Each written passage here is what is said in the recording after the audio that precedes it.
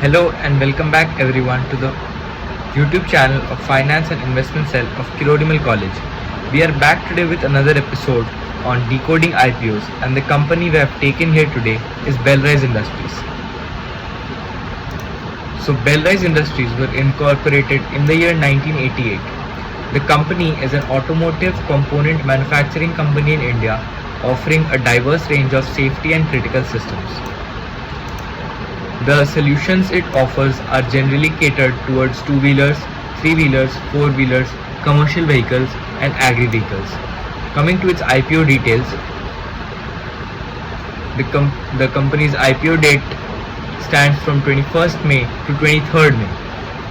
The face value of each share here stands at around rupees 5 rupee per share. The issue price band is at 85 to 90 rupees. The total issue size is of 23 crore 88 lakh 88,888 shares. The entire issue is a fresh issue and is being carried out by a book building process.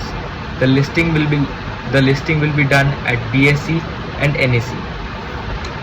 Regarding important dates of the IPO will open on 21st May 2025 and will be closed on the 23rd of May 2025.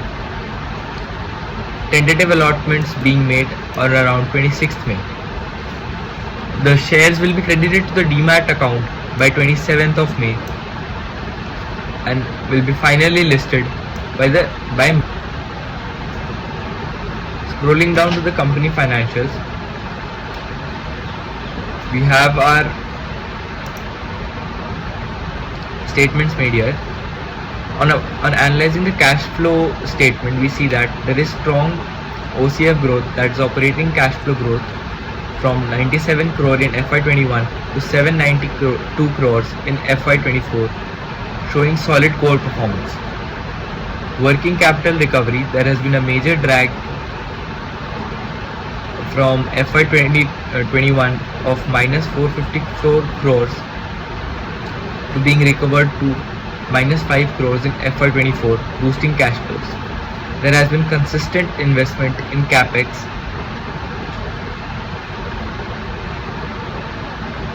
and there has been a financial shift as well.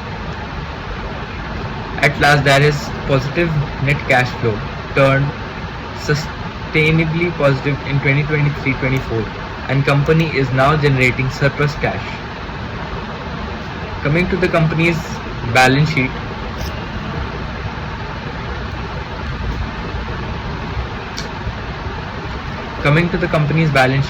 the balance sheet shows strong equity growth, with total reserves rising from 1242 crores to 1919 crores, indicating consistent profit retention. There has been debt moderation as well, with borrowings peaked in FY 2022 at 1600 crores to being reduced to 1172 crores in FY 24. There has also been an asset expansion, with total assets increasing from 3913 crores in FY20 to 5622 crores in FY24, showing scaling up of operations. The capital work in progress dropped and recovery fell sharply till FY23 and rose again in FY24 to 179 crore, and fresh capacity or infra build-up is expected. Key highlights on the profit and loss statement from FY22 to FY24. First, it shows steady revenue growth, with net sales growing from 3,800 crores to around 6,000 crores, showing a CAGR of around 12%. There has also been improved profitability, with operating profit rising steadily from 539 crore to 843 crores.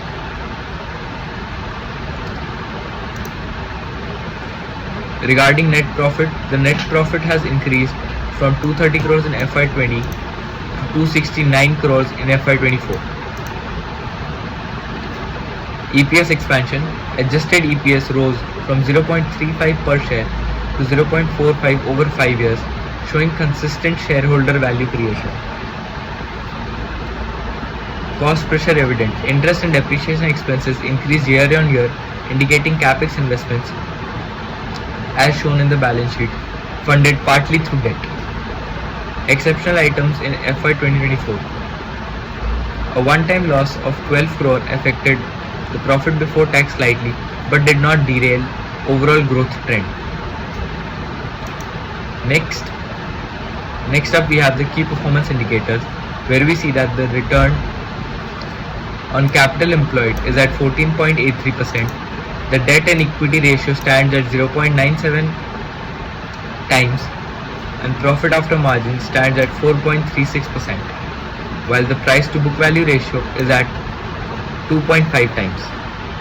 Coming up to the objects of the issue, the objects mainly include repayment and prepayment of certain outstanding borrowings availed by the company, and second are general corporate purposes.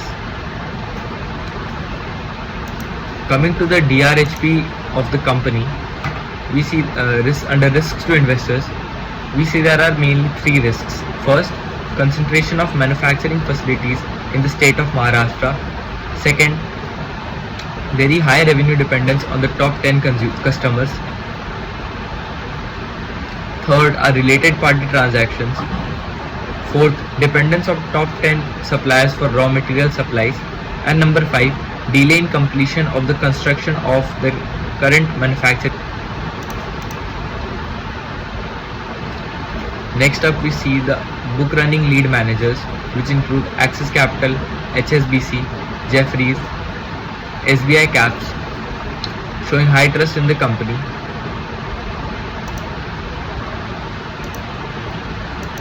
To end with, we have a final conclusion and outlook. We see that there has been consistent growth in sales, profits and EPS over FY 20 and 24, showing strong business fundamentals. There has been robust operating cash flow and lower debt, indicating improved financial health. Ongoing investments suggest focus on future capacity and expansion. The company has a healthy balance sheet with rising reserves and current assets strengthening liquidity. The IPO has seen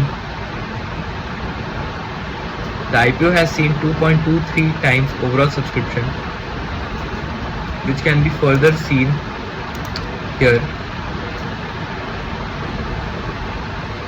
We see that the qualified institutional buyers have subscribed 0.73 times, non-institutional investors subscribing 9.49 times, retail investors subscribing 1.66 times, leading to a total subscription of 3.06 times.